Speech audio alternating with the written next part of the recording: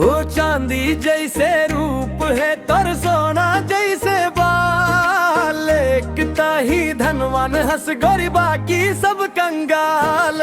चांदी जैसे रूप है तोर सोना जैसे बाल। एकता ही धनवान हंस गोरी बाकी सब कंगाल।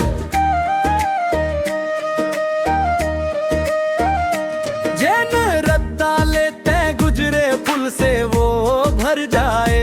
तोर पाँव के कोमल आहट सुतत मन खेला जगाए। जैन पत्थर ते छूले गोरी वो हीरा बन जाए।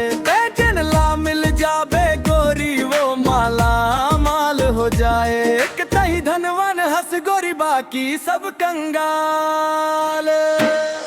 चांदी जैसे रूप है तोर सोना जैसे बाल। एकता ही धनवान हंस गोरी बाकी सब कंगाल।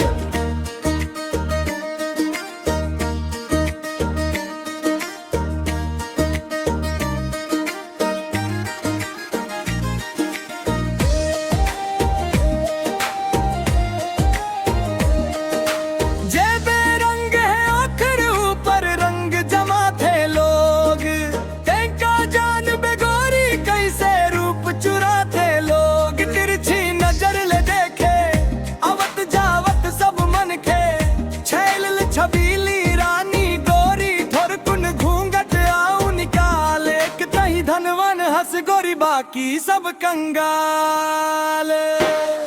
चांदी जैसे रूप है तोर सोना जैसे बाल। एकता ही धनवान हंस गोरी बाकी सब कंगाल।